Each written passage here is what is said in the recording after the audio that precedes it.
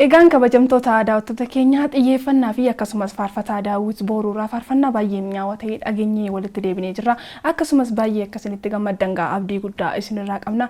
Amma immoo kanatti aansuudhaan lallaba torban kanaa hojjetaa wangeelaa eebbisaa akkasumas faarfataa baay'ee jaallatamaadhaa fi ayyaanni Waaqayyoo wajjin jiru faarfataa Addaamuu Dheeressaa torban kana gaa faarfataa torbanii goonee qabannee dhiyaannee jirra. Kanuus sagantaa kana lamaan dura duubaan daawwannee walitti deebina. Turtii gaarii.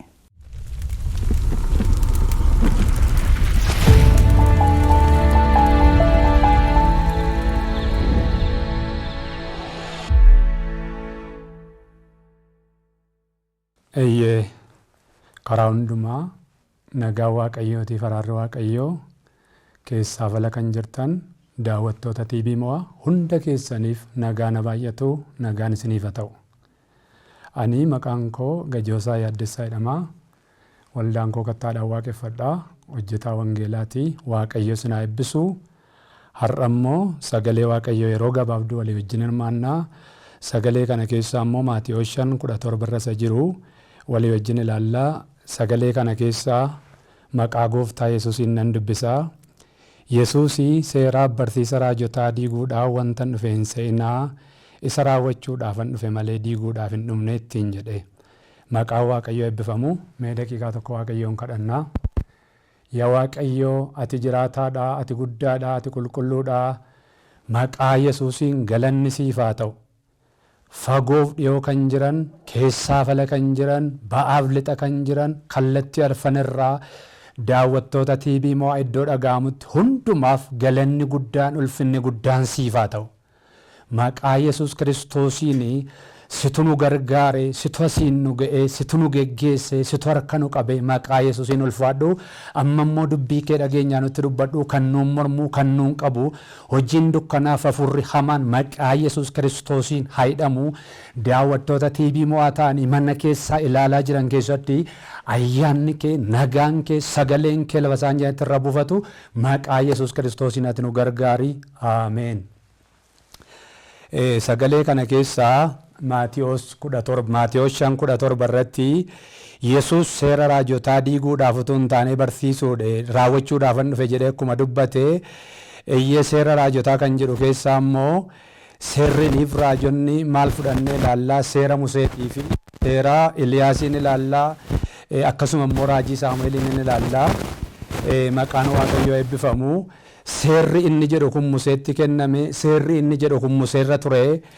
Museerraan immoo Eliyaas harka ture, Eliyaasurra ture.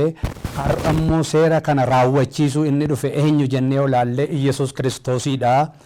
Yesuus isa diigame ijaaruudhaaf, isa du'e kaasuudhaaf, isa dhukkubsate fayyisuudhaaf, isa itti cufame irraa banuudhaaf dhufe malee seera raajotaa barsiisotaa diiguu hin dhufne raawwachuudhaaf hin dhufe yeroo jedhutti maqaan Waaqayyoo eebbifamu. Isa kana keessaa waan tokko laalluu dandeenya. Saamu'eel isa duraa boqonnaa 5 lakkoofsa 2 kaasee warri Filisxeemii seera Waaqayyo kaa'ee, seera Waaqayyo uume, seera Waaqayyo hojjetee, seera Waaqayyo tolchee saba isaa Israa'elitti kennee Museettiin geggeessee warri Filisxeem jalaa booji'atanii fudhatanii sokkaniidha.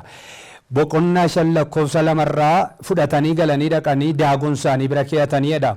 Haa ta'u iyyuu malee hin booji'atanii dhugaa booji'anii galanii jechuudha. Jarri kun dhugaa booji'anii yoo galan malee dhugaan kun hin booji'amne harkaa ba'ee dhiitoo itti naqee, du'a itti naqee, rakkina itti naqee, daagoniin caccabsee harkaa baase.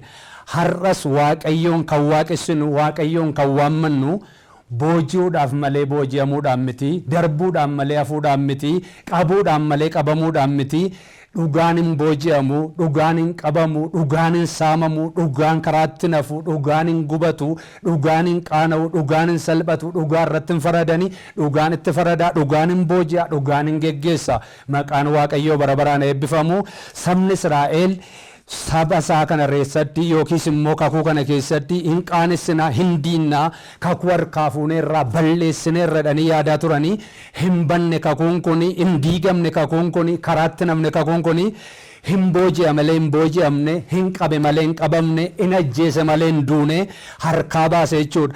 Isumaan immoo yoo laallee abboota mootota Sadu'aa 19 akkasuma lakkoofsa 10 irra isa jiru isin ilaallaa. Mootota Sadu'aa 19 lakkoofsa 10 irra isa jiru. Yeroo tokko Azaabeel dhaamsa dhaamtee Eliyaasiin Qarmeliyoos irraa akka inni iddoo aarsaa diigee bahuu fi akka inni iddoo aarsaa dhiisee sokuu dhaamsa itti dhaamtee achi ariite. Haa ta'u iyyuu malee Waaqayyoo isan ijaare waan hin diinneef, isa ijaarame waan hin kaafneef Eliyaasiin akkas jedhe Waaqayyo, booddee keetti deebi'i, ani hojiin qaba, ani yaadan qaba, ani hojiin hojjedha jedhee Eliyaasiin gara booddeetti deebise. Eliyaas iddoo aarsaa diigee dadhabee sodaatee Qarmeliyoos irraa iddoo aarsaa diigee soke. Haa ta'u iyyuu malee Waaqayyo hin diinne, Azaabeltu diige malee Eliyaas hin deebi'e. Maal jedhe Waaqayyo achirratti? Ani booddee keetii naman qaba jedhe, Azaa'el faan qaba jedhe, Iyyuu faan qaba jedhe, akkasuma immoo Eyyee Elsaayi faan qaba jedhe, kan billaa Azaa'el jalaa ba'e, billaa Azaa'el jalaa kan ba'e, billaa Iyyuutiin, billaa Iyyuu jalaa kan ba'e, billaa Elsaayi har'a maqaa gooftaa Yesuusiin kaabaaf kibba ba'aaf lixa kan jirtan hin boojitu malee hin booji'amtan, hin qabdu malee hin qabamtan, harkaa baatu malee harkaan galtan, hin gargaaramtan. Dhugaan hin dhokatu, dhugaan hin badu, dhugaan hin awwaalamu. Warri Faarisootaatii warri Saadiqootaa yeroo hundumaa Yesuusiin duukaa deemanii dhugaa awwaaluudha, dhugaa balleessuudha, dhugaa diiguudha, dhugaa ajjeesuudha, karaatti hambisuudha. Kanaaf yeroonni Alaazaariin du'aa kaase illee deebi'anii ajjeesuudhaa fi yeroonni jaamaa bane illee maaliif bantechuudhaa fi yeroonni naafa diriirse illee maa diriirsite jechuudhaani baay'ee irratti ka'u, baay'ee rakkisu. Haa ta'u iyyuu malee Yesuusii waan hojjete keessaa tokko iyyuu kan karaatti hafe hin jiru. Har'a immoo anaaf isin irratti kan ka'u dhugaa awwaaluudhaaf, dhugaa diiguudhaaf, balleessuudhaaf inni ka'u kun tokkoon isaayyuu sirratti hin ta'u, mana kee irratti hin ta'u. Har'a immoo kan inni sitti lallabu ganama kana maqaa gooftaa Yesuus Kiristoosiin iddoo aarsaa kee hin diigin, karaa kee hin dhiisin, yaada kee hin dhiisin, qalbii kee duukaa Waaqayyotu jira, kakuu kee duukaa Waaqayyotu jira. Inni hin diinne diina kee diiga malee, inni hin cufne diina kee cufe malee, inni si duukaa jira, har'ayyuu si duukaa jira. Maqaa Yesuus Kiristoosiin hin baata malee hin qabamtu, hin baata malee hin qabamtu. Akkasuma Daani'el boqonnaa 6 lakkoofsa 10 irraa kaasee boqonnaa 6 lakkoofsa 17 irraa kaasee waan Daani'eltti mallatteessan, waan Daani'el irratti qopheessan tokko keessaa kan hir'as hin qabanii mallattootti mallatteessanii dhugaa awwaaluudhaaf, dhugaa balleessuudhaaf, dhugaa ajjeesuudhaaf Daani'elin boolla leencaa buusanii dhugaan Daani'elin awwaalamne, Daani'elin leenca hin nyaanne, Waaqayyo leenca jalaa baasee waaqeffame, abidda boba'aa keessaa baasee waaqeffame. Har'as waanni keenya hin waaqeffatama, hin jajama, hin eebbifama. Lafa jirtutti inni si booji'uu dhufe hin booji'ama, inni si qabuu dhufe hin qabama. Har'as Waaqayyo inni si danda'u, inni si gargaaru iddoo aarsaa kee gad hin dhiisin, iddoo aarsaa kee dhiiftee hin bahin, iddoo aarsaa kee gad hin dhiisin. Dhufaa jira kakuun kee hin irraanfatamne, dhufaa jira kakuun kee hin cufamne, dhufaa jira balballichi hin cufamne. Waaqayyo kakuu kee irraawwataa irraa kaasee mana jirtuu baatee dhugaa kee awwaalame baasee dhugaa kee sobatti geeddarame Waaqayyo geeddare, soba sirraa kaasee dhugaatti sii geeddare. Warra dhugaa kee awwaalan sirraa kaasee Iyesuus Kiristoos dhugaa baasuudhaaf, du'aa kaasuudhaaf, jaamaa banuudhaaf, naafa diriirsuuf, gooboo diriirsuuf har'a dhufee anaaf isin gidduu jira. Hin sodaatin, har'a isin awwaalamtu. Waaqayyo hin kaasa dhugaa kee, hin baasa dhugaa kee. Maqaan Waaqayyo eebbifamu. Kana irratti si macaafa Asteer boqonnaa 8:13 yoo laalle labsiin labsiidhaan geeddarame, labsiin labsiidhaan jijjiirame, labsiin labsiidhaan geeddarame kun maanni yoo jettani amaan dhugaa awwaaluudha, amaan dhugaa balleessuudha, amaan nama dhugaa ajjeesuudha, amaan nama dhugaa irratti ka'uudha, amaan nama dhugaa fannootti qopheessuudha. Waaqayyo garuu labsii geeddarsiise, labsii jijjiirsise, labsii irraa geeddare. Har'a ganama labsiin mana kee irraa hin geeddarama, hin jijjiirama, hin haareffama, hin geeddarama. Labsiin labsiidhaan beelama qabamtee hin baata. Du'i ka'ee, salphinni ka'ee, badiisi ka'ee, mallattoon du'aa cufame, akeeki du'aa cufame, mariyaan du'aa cufame. Waaqayyo irraa kaasee gargaaree labsii labsiidhaan geeddare. Maqaan Waaqayyo haa eebbifamu. Akkasuma Iyyoob boqonnaa 23 lakkoofsa 13-14 irra jiru yaanni Waaqayyo qophaa dha Iyyoob. diinni du'atti faradeera, badiisatti faradeera, gogaarraa nyaateera, foonirraa nyaateera, qabeenyaa nyaateera. Lubbuu Iyyoobi garuu hin dandeenye, hin farachiifne, hin awwaalle, hin danda'amu jedhe Waaqayyo. Yaandi Waaqayyo qobaadha. Waan barbaade godha, waan barbaade hojjeta. Waa'ee kootiif isa murtoo godhe hin raawwata malee hin dhiisu. Waa'ee kootiif murtoo isa godhe hin raawwata malee hin dhiisu. Maqaan Waaqayyo haa eebbifamu. Kakuu siif gale. Hojjetoota taatanii, agalgaa'ota taatanii, tajaajiltoota wangeelaa taatanii, faarfattoota taatanii, amantoota taatanii, isa siniif kakuu gale Waaqayyo hin raawwata, Waaqayyo hin xumura, Waaqayyo hin hojjeta, Waaqayyo labsii diinaa hin diiga. Warra dhugaa irratti ka'an gadi qaba. Dhugaa kee seexanni awwaale Yesuus kaaseera. Dhugaa kee awwaaluu kan barbaadu yaadaan, hojiidhaan, deemsaan awwaaluu ni barbaadu. Har'a ganama maqaa Yesuusiin hin awwaalama. Dhugaan kee bakkeetti ba'a. Sobinnaalu dhugaa dhaala malee hin booji'amtu hin boojita malee ganama kana mata duree hin qabnu. Dhugaan kee bakkeetti ba'a. Dhugaan kee hin ifa. Dhugaan kee hin mul'ata. Dhugaan kee hin ulfaata. Dhugaan kee hin kabajama. Dhugaan kee hin waaqeffatama kan jedhudha. Maqaan Waaqayyoo eebbifamu. Har'as namoonni baay'een dhugaan jalaa dhokate waan jedhan wallaalanii, waan godhan wallaalanii, haalaan dhukkubsatte, haalaan sodaatte, haalaan yaaddofte kan jiru. Iyesuus Kiristoos sin baasa keessaa, sin fura keessaa, sin gargaara keessaa, sin buta keessaa jedhaa jira. Har'as sagalee kana dhaga'aa kan jirtan, sagalee kana hubachaa kan jirtan, sagalee kana fudhachaa kan jirtan, maqaa Gooftaa Yesuus Kiristoosiin hin diigamu kakuu Waaqayyo si wajjin jiru, hin diigamu karaa Waaqayyo si wajjin jiru. Deemsi Waaqayyo wajjin calqabe, karaa Waaqayyo wajjin calqabe, deemsi Waaqayyo wajjin calqabe. Karaatti nafu galma ga'a malee karaa maaliyyoo haa ta'u, karaa sanaayyoo haa ta'u, karaa kanaayyoo haa ta'u, mul'ata keerraa, kakuu keerraa, deemsa keerraa, iddoo aarsaa keerraa hin socho'in. Abbaan sobaa hin soba. Karaatti hafa ati lafa dhugaa geessa. Iyesuus jiraataadha. Kanaafi seerri inni jedhamu ammas kan Museedhaaf kenname Iyyaasuu boqonnaa 1:5 irratti Waaqayyo Musee wajjin akkuma ta'e si wajjin nan ta'a. Museen akkan gargaare sin gargaara. Musee wajjin akkuma ta'e sin dhiisu, sin gadu, sin irraanfadhu. Akkuma jedhe seericharraa Waaqayyoon kaanne, seericha Waaqayyo hin dhiibne, seericha Waaqayyo hin buufne. Iyyaasuu hin gargaare, Iyyaasuu hin geggeesse. Musee wajjin akkuma ta'e si wajjin taa'e. Inni kaleessa lafa fagootti si gargaare har'a si gargaara. Inni kaleessa lafa fagootti si fuudhee ka'ee laga si ceesisa har'a si ceesisa. Dhugaan kee hin awwaalamu. Dhugaan kee hin awwaalamu. Luqaas boqonnaa 18:7 isa jiru irrattis sagalee makana kan ilaallatudha. Waa'ee murtii, waa'ee firdii. Haalleluuyaa. Luqaas boqonnaa 18:7 irrattis Waaqayyo warra isa fo'atan, warra halkaniif guyyaa isatti iyyatan, dhugaa isaanii lafarra duraa godotaare, isaaniif hin raawwatuure, isaaniif hin xumuruure, dafee dhugaa isaanii hin baasuureedha.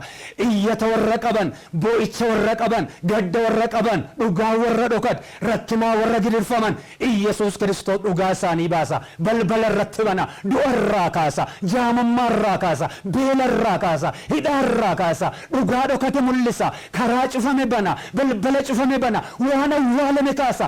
Maqaan Waaqayyoo eebbifamu.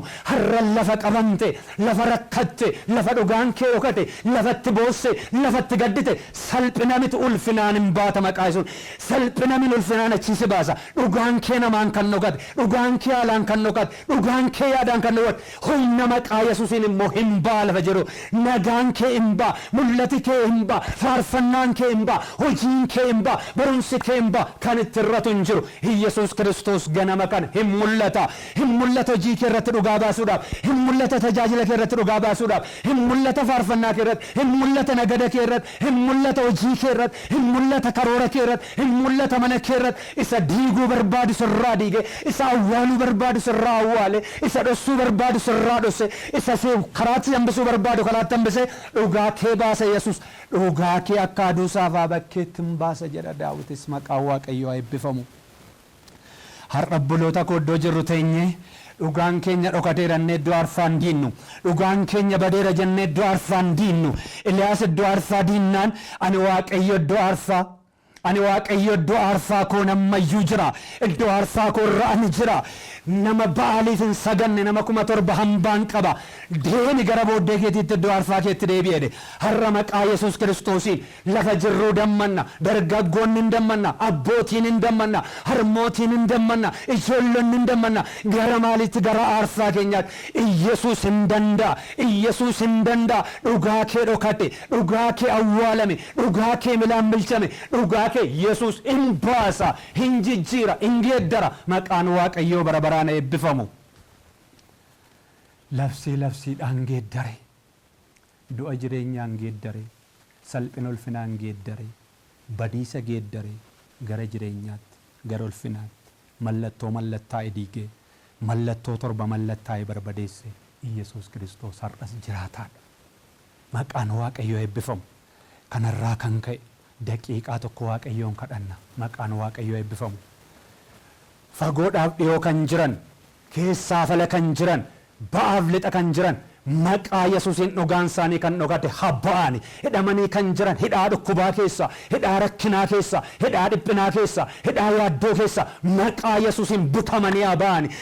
Daawwattoota TV mo'a hundumaa irrattan si waama, gola hundumaa irrattan si waama, biyya hundumaa irrattan si waama. Maqaa Gooftaa sun dhugaan isaanii kan dhokate, maqaa Yesuus Kiristoosiin dhugaan isaanii awwaalame ba'e, karaan cufametti baname, wanti dukkanaa'e baree, wanti dhukkubsate fayye, maqaa Yesuusiin butamanii abaan. Harki kee boolla du'aa keessa, galaana keessa, dhiphina keessa, gidiraa keessa butee nama baasa. Manni rakkate, manni dadhabe, manni dhugaan jala awwaalame, hidhaa keessa kan jiran, hospitaala keessa kan jiran, rakkina keessa kan jiran, dhiphina sammuu, dhiphina yaada, dhiphina qalbii keessa kan jiran, maqaa sun butamanii abaan. Ulfinni kee, araarri kee, ayyaanni kee, sagaleen kee lafa jiran itti qaqqabu. Boo'icharra kan jiran kolfaan, gaddarra kan jiran gammachuudhaan, yaaddoorra kan jiran yaaddoo dhaban, dhiphinarra kan jiran dhiphina dhaban, rakkina garaagaraatiin, haala garaagaraatiin, yaaddoo garaagaraatiin, waraansa garaagaraatiin dhugaan isaaniillee kan dhugan maqaa Yesuusiin ba'anii amilkaan, hojjetanii amilkaan, tajaajilanii amilkaan, ba'anii amilkaan. Karaan kan itti dukkanaa'e, karaa kan naban, hojii kan naban,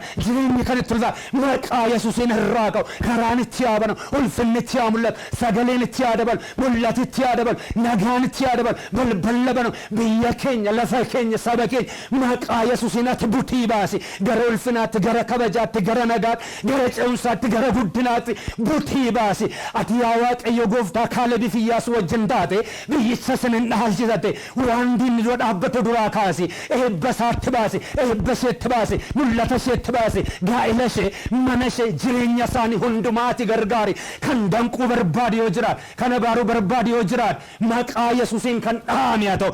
Afurri abaarsaa lafa keenyarraa, afurri abaarsaa saba keenyarraa, afurri dhukkubaa saba keenyarraa maqaa Yesuusiin kan rukutame haa ta'u.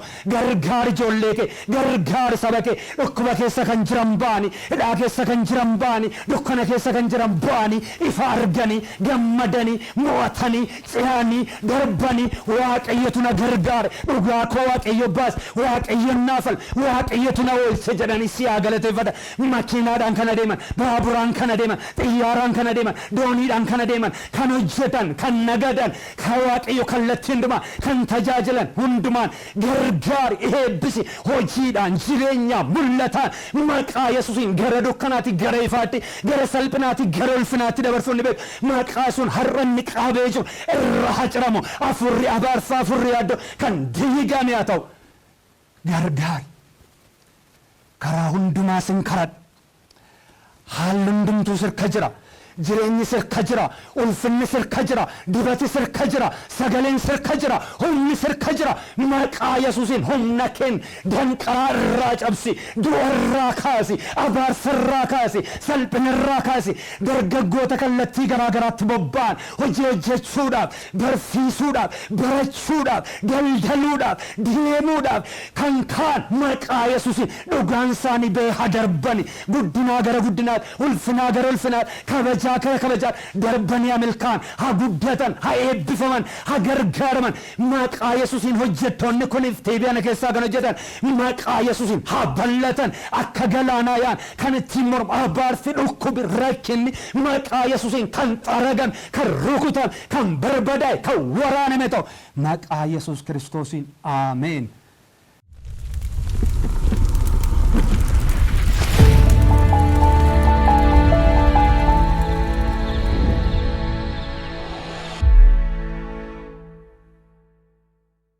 Tole egaa kabajamtoota daawwattoota keenya faarfataa torbaniin isiniif dhiyeessaa jirru irra geenyee jirra. Faarfataa keenya guyyaa irraa gaheenii daawwattoonni keenyas eenyudha jedhanii abdiidhaan akka isaan nu eeggataa jiran abdii qabna. Faarfataan keenya guyyaa irraa faarfataa baay'ee jaallatamaa fi kabajamaa ta'e faarfataa Addaamuu Dheeressaati. Hanga xumura sagantaa keenyaatti nu waliin tura isiniin jenna kabajamtoota daawwattoota keenya.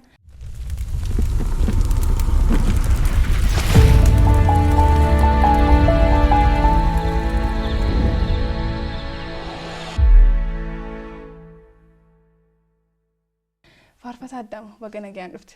Baga nagaan eddan. Waamicha keenya kabajjeessitti waan argamteef maqaa dhaabbata TV maan galatoomsin jenneerra. Isinillee akkasuma waan na kabajjanii naaf hirtaniif galatoomaan isiniin jedha. Tole egaa asumaan garuma gaaffii keenyaatti dabarru tajaajilarraa jalqabnuuti. Mee waldaa isaarraa tajaajilaa hirtatan yeroo kana? Ani amma kan hin jiru waldaa Kiristaanaa warra Wangeelaa Makaana Yesuus waldaa amantoota Oromoo Finfinnee isa gulallee jirudha. Achi tajaajilaan jira. Tole egaa adde ati faarfataa namoonni baay'een itti eebbifamanii irra deebi'ee immoo yeroo dheeraadhaaf yeroo tajaajila keessa turteetta. Mee waa'ee tajaajilaa irraa utuu hin fagaatiin dura tajaajila eessatti jalqabde ati? Galatoomaa tajaajila kan inni jalqabe yeroo baay'ee xinnoo ijoollee ta'eetu hin jiruuti. Ani iddoon itti dhaladhes iddoon itti guddina jalqabes iddoon itti baradhes xinnoo garaagarummaa qaqqabdi. Haa ta'u malee yeroo jalqabaatii fi waldaa Kiristaanaa warra Wangeelaa Makaana Yesuus Jaarsoo jedhamu keessatti mucaa xiqqaa ta'e baay'ee mucaa xiqqoo ta'eeti.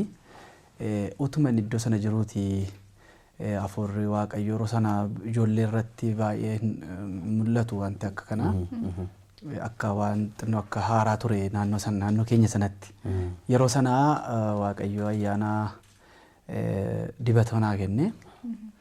Haa ta'u malee faarfannaa ani qabu yookaan faarfannaa ani hojjedhu tun ta'in faarfannaadhuma jiru faarfannootuma lafa jiran irraan faarfachuu jalqabe an. Kanaaf iddoon itti jalqabe gaaffii kee waan tureef Jaarsoo jedhama jalqabe iddoon itti ka'e sun. Jaarsootti jalqabde jechuudha. Tole egaa faarfataa addee faarfannoota keenan akkuma dhuunfaatti jechuudha faarfannaatu hojjettu bara amma baraatti kan gaggeeffamu ta'uudha faarfannaa baay'ee ergaa of keessaa qabu faarfannaa bareedaadha faarfannaatu hojjettu mee hamma ammaatti faarsaa meeqa hojjette albeemiidhaanis ta'u qeenxeedhaan? Ani qeenxeedhaan faarfannaan hojjedhee istuudiyootti hojjedhee gadhiisee hin qabu. Baay'ees akka kootti baay'ees hin deeggaru. Garuu albeemiidhaanii albeemii lama hojjedheera. Albeemii lamaan hojjedhe keessaa tokko tun biyya jirutti kan hojjedhe. Reefuma mana barumsaa galee kolleejjii gara Harargee deemeen tun achi jiru hojjetamaa ture. Yeroon mana barumsaa xumuru yeroo sana keessa gadhiifameenni jira kan naaf ta'u inni jedhu jechuudha yeroo jalqaba. Amma ammaatti kaasee albeema lama. Albeema lama qaba. Haga ammaatti jechuudha. Mee adde faarfannaa jalqaba hojjettee yaadatta? Faarfannaan yeroo jalqabaatiif hojjedhe nan yaadadha jechuu baay'ee hin danda'u. Maaliif ani nan yaadadha yeroo sana akkaataanii tajaajila keessa itti galu kuni Waaqayyo akkasiin jedhe sana ayyaana dibata afaan haaraa afaan dibamnee bakka afaan haaraa kanaan yeroo dibamnu humna ittiin isa baannus hin qabnu ta'een beekuun kukkufna. Akkuma kana wanti ergaa wayiis natti dhufaanaani yaa xinnoo baay'ee ijoollee xinnoo akkan ture sitti meera. Yeroo kana namooti kan biraan warri waan ergaa waa'ee raajii dubbachuu kana warri namooti gurguddaan beekan yeroo sana beekanii hafuurri raajummaa Waaqayyoo akka narra kaa'e sana dubbatu turan. Haa ta'u malee ani isa dubbachuu waan hin sodaadhuu fi utuman afaan haaraa haasa'u faarfannaan calluma deema akkasuma ittiin faarfadha. Akkuma ergaa dubbachuu wayii amantoota gidduutti jechuudha. Kadhannaan baay'ee kadhatamaa baay'een isaa waan toora innee waan yaadnu tun ta'e kadhachuudhuma namni afaan haaraa dubbataa namni faarfataa yeroo sana akka kanattiin faarfachaa deema. Garuu barreessuu gaafan jalqabu tarii Waaqayyo faarfannaa naa kenneera jechuudha naaf jedhee barreessuu gaafan jalqabu warraan ammasiin jedhu kana fa'aa jira kan naaf ta'u kan jedhu. biqilli gaariin jira keessa koo kan ijaa godhatu namni inni waame inni ulfata tasuma hin salphatu fuula koo dura ilaaleen deema boddeetti hin deebi'u maalittan beekaa erganni jedhee jira kan naaf ta'u jira kan naaf ta'u jira kan naaf ta'u jira kan naaf ta'u jira kan naaf ta'u jira kan naaf ta'u kakuun naaf galee namni karaatti hambisuu hin danda'u. Kanafaa barreessuu yeroon bakka order gochuu yeroon jalqabu yeroo sana barreessuu kana kanatti barreessaa turte jechuudha. Kana dura garuu faarfannoonni turan akka turan beeka. Baay'ee isaa garuu yaadachuudhaaf sitti cima. Yeroon isaa dheerateera fagaateera. Yeroon isaa dheerateera. Ati waldaa makaana Yesuus keessatti natti fakkaata kanatti dhalatee guddatee. Sirriidha. Yeroo sana afaan haaraan kun makaana Yesuus keessatti afaan haaraadhaan fi hafuuraan guutamuun kun akkam? Yaa akkam seetee yeroo xinnoodhaaf ortodoksii tureera. Yeroo xinnoodhaaf ortodoksii ture akaakaaf akkoonko ortodoksii waan turaniif ani akkoof akaakaa biratti hin guddadhe dhaladhe ji'a ja'aaf guyyaa 9 kaase jechuudha. Armeen koo waan boqotteef yeroo sana akkoof akaakaa biratti guddanne nuyi anis obboleettiin koos. Kanaaf yeroo sana utuun achi jiruyyuu waan inni hin irraanfanne keessaa haasaa kee dammaan qabeera. Waan inni irraanfanne keessaa qeesiin warra ortodoksii akaakayyuun koo bataskaana tokko jaareera. Bataskaana maaramii tokko jaareera. Qeesiin warra ortodoksii yeroo sana mana keenya nyaati achitti nyaatamaa qophiin achitti qophaa'a. Akaakayyuun koo sunomaa hin jedhu ture. Maal jedha ture qeesiin banama barumsaa mucaan kun galee gaafa kutaa 3 fa'aa ga'u malee daaqunii ta'a mucaan kun jedhaan akkas jedheetti hima. Yeroo kana utuma adeemu gaafanii gara faarfannaa ani gara amantii kanatti gara waldaa makaana Yesuus dhanne. Waldaa eessummaan keenya hundumtu achi dhaqu turanii eessummi qeesii dhanni tokko obbolaan harmee kootiis hundumtu achi waldaa dhaqu turanii nus isaanitti dabalamne gaafa waldaa dhannu nun dhowwine yeroo an naqu garuu achumatti guddachuu gaafan jalqabu naannoo nama waggaa 10 faatu yoon ta'edha. Yeroo sanarraa ka'e garuu akka namasiin jedhee gara afaan haaraa dubbachuu maal kanatti dhufne inni ati jette sun makaana Yesuus keessatti nun dhowwanii ani hin beeku malee numa afaan haaraan hin dubbatamaa namni kadhataa guutama haaraa tokkotu ture bara sana. Kanaaf nun dhowwani. Waan amma yeroo ati beektutti wanti kun akka odeeffamu sana miti. Akka sana miti. Garuu wanti tokko xiqqoon wanti mul'atu jira. Fakkeenyaaf wanti baay'een disorder hin ta'u. Yoo afaan haaraa haasa'us ta'e yoo maalis ta'e laayinii isaa qabatee tooraan akka deemu lubii qeesiin dubbata. Bakka yeroo kana hin kadhannaa. Amma jedhanii harka fa'aa akkasitti rukutanii warra namoota afaan haaraa haasa'u caljechisiisu. Hafuurri qulqulluun ni abboomamaa jedhaniitu caljechisiisu. Sababni lallabas yoo ta'e wanti jirutti. Baay'ee bareedaadha. Ati hojii faarfannaatiin alatti hojii idilee waan biraa hojjettu qabda? Ani qaba. Ani mana barumsaa utuman baradhuuti elementarii kutaa sadarkaa gadii yeroon baradhuudha kan inni gara waan waaqayyo wajjinii waa waldaa keessaa waan tajaajilaa kana jalqabe akkuma isiniin jedhe gara haayiskuulitti dhufee yeroon gara haayiskuulitti dhufus akkuma sana itti jabaataa deemaa ture. Haayiskuulii ergan ga'ee booddee mana barumsaa xumureen Harargeen deemee Harargee deemee achitti mana barumsaa agriikaalchariidhaan galeen baradhee isa eebbifame achitti isa naqu immoo hammi tajaajilaa ciruma itti caale. Guddataa dhufe tajaajila. Ani sanachi dhaqee barumsaa fi naqee laata hidheeyyuu gaaffii keessa gaggalaan ture. Tajaajilaaf waan hin naqetti hamma yaadutti jechuudha. Achiitii ba'ee sanachi ba'u dhaqeen dirqama waan ta'eef kan mootummaan baradhee dhaqeen biyyatti qacaramee ammas qacaramee yeroo man qacaramu sana faarfannaa koonni albeemii tokkoffaan jira kanaaf ta'u sun gadhiifame tajaajila caalaatti namni na waamu jalqabe. Ani dura hamma sana iddoo gargaraan deemuun ture. Eessaa kaatee tajaajilta turte tajaajila jechuun? Yeroo sana gaan ammaanii hojii deemee jalqabee magaalaa Aanaa Daalli Sadii magaalaa Haroo Sabbuu waldaa kiristaanaa warra wangeelaa Beetel Makaana Yesuus jedhama achitti. Beetel Damdalloo wajjiniin tokko wal qabata. Achi keessatti baay'ee guddina kan hin jalqabes achi keessatti baay'ee kan hin deemes achi keessatti namoota baay'ee na deeggaranillee na gorsanillee namoota achiin qaban ture. Hojiidhuma hojjetaa tajaajila itti fufee achumaan itti fufee gara Naqamtee yeroo dhufu hojiidhumaan Naqamteen dhufee galee lookaal NGO tokko galeen isa hojjetaa ammas tajaajila itti fufee caalaatti Naqamteetti immoo waldaa warra wangeelaa Oromiyaa waldaa wangeelaa Oromiyaa iddoo sanan ture caalaatti miseensummaadhaan waldaa Makaana Yesuusii jirti. Garuu tajaajilaan baay'ee balballisaa karaan sun banaa waan ta'eef hojii gurguddaa namoota achi turanii wajjiniin tajaajila bal'aa waan jiruuf achi ture. Achumaan immoo gara Finfinneetti immoo roon dhufu booddee immoo ammas mana barumsaan galee sinjalaa fixaan jira fakkaata. Rakkoon qabu lakkee. Bakka mana barumsaa san galee immoo manaajimentiidhaan immoo eebbifame. Ammas barachaas tajaajilaa man ture. Deebi'ee ammas hojiin jalqabe. Hojiittiin fufee hojii hojjedhu lafan ture sanaa karaa dhuma waldaa keenyaatiin kan wal qabate hojii dhaabbataa biiroo dhuma dhaabbataa jalqabeen tun hojjedhu Waaqayyoon natti dubbataa ture. Waaqayyoon natti dubbatu biiroo waajjira kan biraan akkan galu natti hima ture. Dhuguma waama qabatamaa deddeebi'ee jechuudha waama qabatamaadhaanii. Sababa miindaas qofaaf miti Waaqayyoomti waan dubbataa turee fi gara dhaabbataa aadaa kennaa trading PLC kan jedhamu dhufe. Coffee export biyya alaatti buna erguudha. Akkuma kanas immoo import gochuu qaba. Achitti immoo manaajera ta'ee immoo achitti qacaramee isa hojjetaan jira amma. Achiin dhufa amma. As jiraatta amma Finfinnee keessa jiraatta. Yaa Finfinnee keessa. Fuutee maatii qabda amma. Mee yeroo jalqaba gara Finfinneetti dhuftee nuti tajaajiltoota baay'een gaafannaa.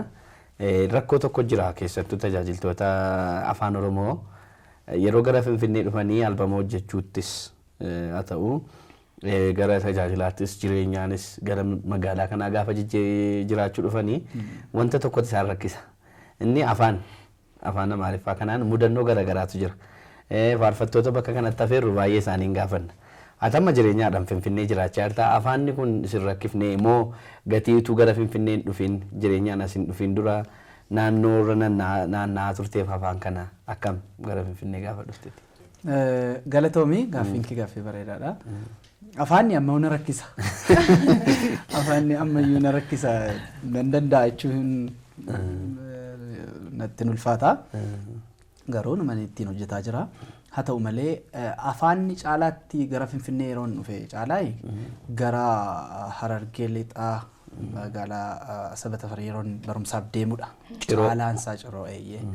Achi yeroo deemu afaan Amaariffaati. Naannoon sun iddoon sun Oromiyaadha. Garuu afaan Amaariffaatiin waldoonni hundumtu waldaa gara torbaatu jira achi keessa. Assembilii, Qaala Hiwoot, Hiwoot Birhaan, Makaana Yesuus, Guutuu Wangeelaa jedhanii warri kun gara torbaa ta'u gosa garagaraa isin jechuu kooti. Haa ta'u malee afaanni isaan itti waaqeffatan hundumtu afaan Amaaraati. Waldaa Makaana Yesuus keessatti qofa gaafa Sanbata duraa waarii booda akka feeloshiippiitti sagantaan afaan Oromoo jira. Haa ta'u malee gaafan feeloshiippii barattootaa kana yeroo sana fookesiin hin jiru waliigala Amaariffummaadha ammas kan barattootaa. Gaafan achi keessa galu kwaaritti galaa jedhan. Ani kwaaritti galuu jibbee miti. Garuu afaan hin danda'u. Afaan Amaariffaa hin danda'u waan ta'eef man taa'e. Yeroo taa'e amma taa'e isa booddee Eliyaas ta'ee maqaan san harkaa badeera. Nama guddaadhaan upgrade godhee deeme gara Asoosaatti achi barumsaa fi maaliif hin seentanii kwaarii keessaa isinii jedhe. Ani kwaarii seenuu jibban qabu natti tola garuu afaan hin danda'u afaan Amaariffaa jedhu.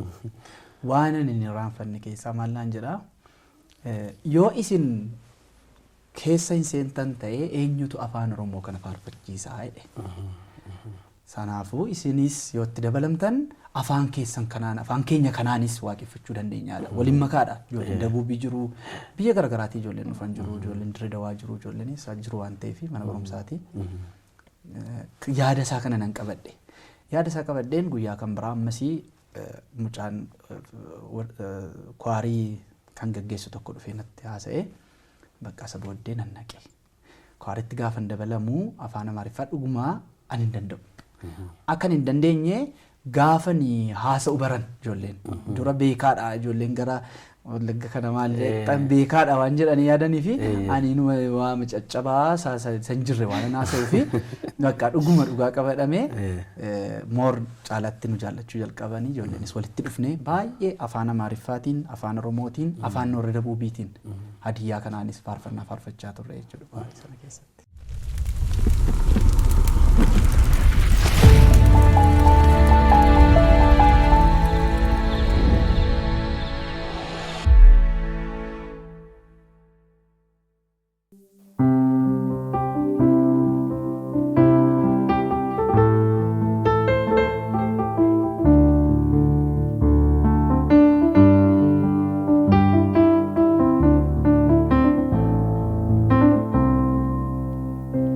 Gargaarsi koo waliin dhufee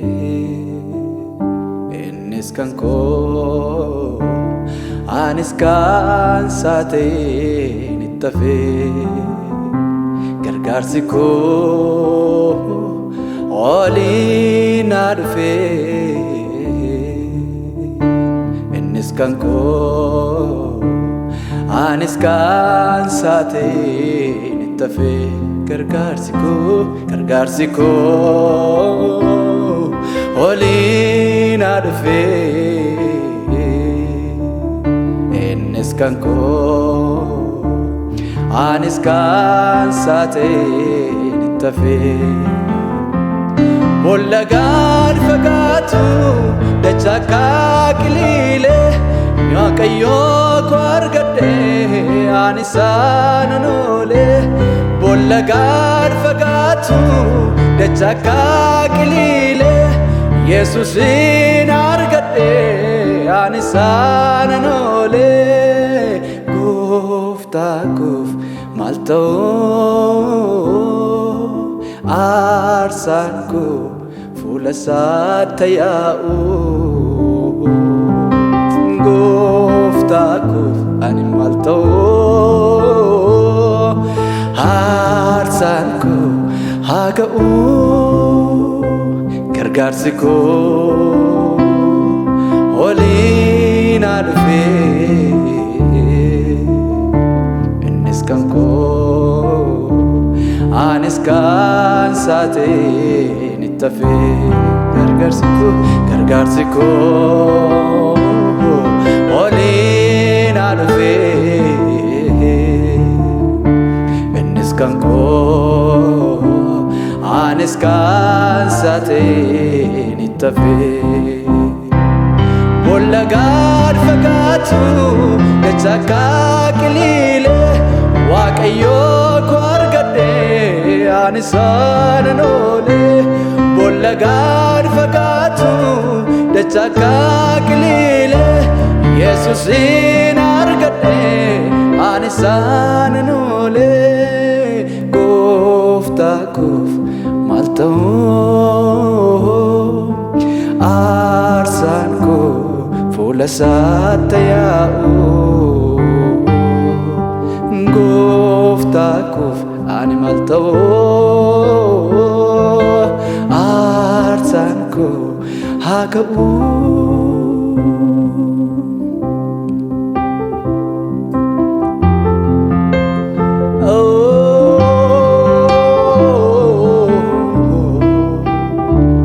Anaaf gargaarsi koo waliin dhufee.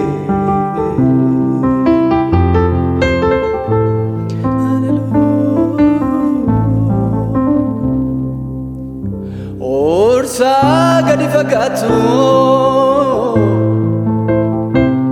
kan guboo namaatu lafti lixaa dhibee daachee nama nyaatu keessattuu nu waadhu imimmaan lolaasa. Hiixatee naa dhufeerame abbaa koo harkisa narratti dhummate gargaarsisa keessatuun waadhu imimmaan lolaasa hiixatee naa dhufeera abbaa koo harkisa narratti dhummate gargaarsisa gargaarsi koo olii naa dhufee innis kan koo anis kan isaa ta'een itti hafee gargaarsi koo olii naa dhufee innis kan koo anis kan isaa ta'een itti hafee boolla gaar fagaatu dachaa akka qiliile waaqayyoo koo argadhe ani isaanan oole boolla gaar fagaatu dachaa akka qiliile yesuusin argadhe ani isaanan oole gooftaa koof maal ta'uu aarsaan koo fuula isaatti yaa'u gooftaa koof ani maal ta'uu aarsaan koo haa ga'u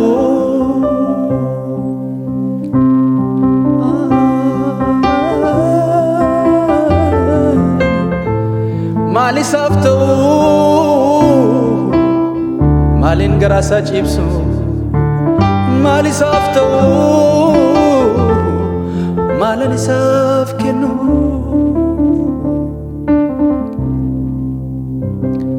tam godhee tanniisa